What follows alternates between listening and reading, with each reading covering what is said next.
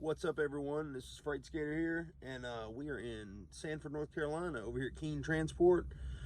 We're gonna pick us up some mud bugs, Caterpillar skid steers, but mud bugs sound better. So stay tuned, and we'll show you how to get it done.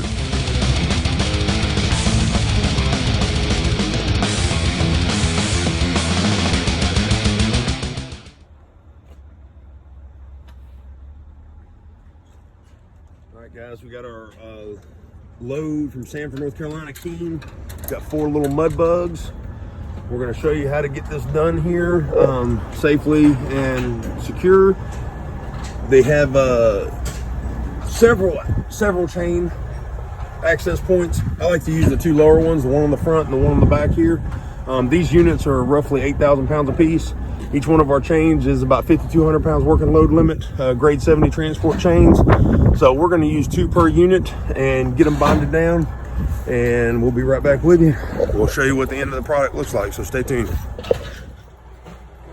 All right, everybody, we're just going to show you the setup here. We got everything lined up. We got our 8 binders and our 8 chains. This goes back to keeping it neat, guys. We're going to run these chains over to the driver's side of the trailer, and we're going to keep our binders on the passenger side because God forbid you got a tight one on the side of the road. You want to be away from traffic, not in traffic. So stay tuned, guys. We're going to show you how we get it done here.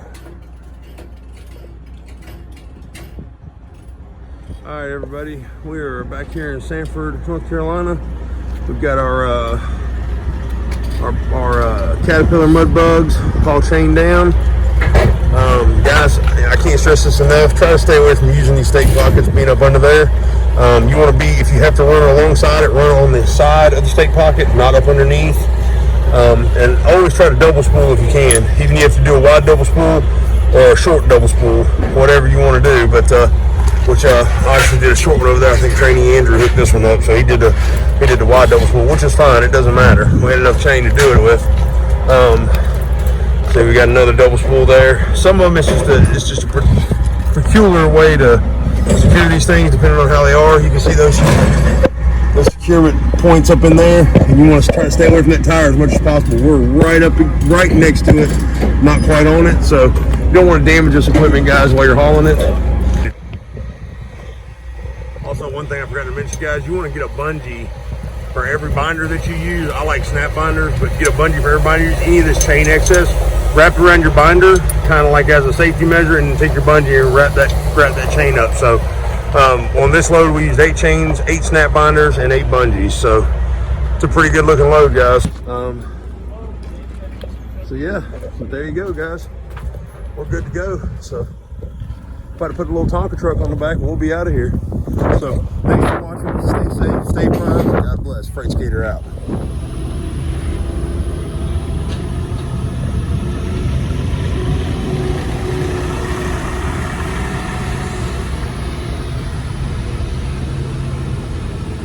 There he goes.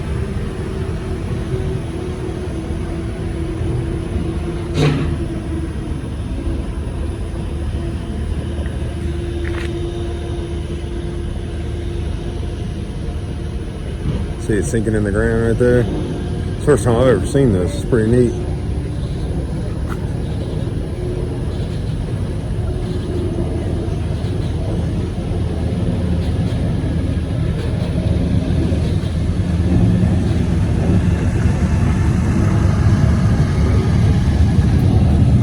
Pretty cool little ramp.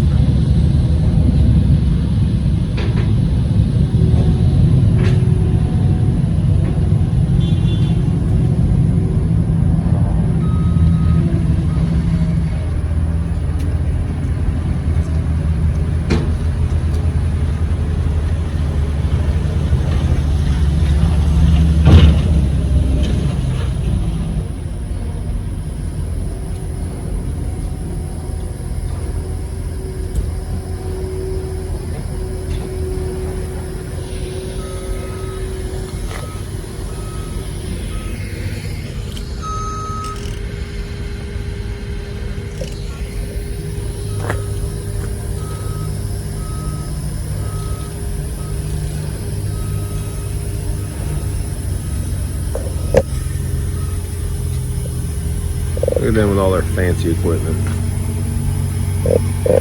Pretty cool, guys. Figured I'd show you that.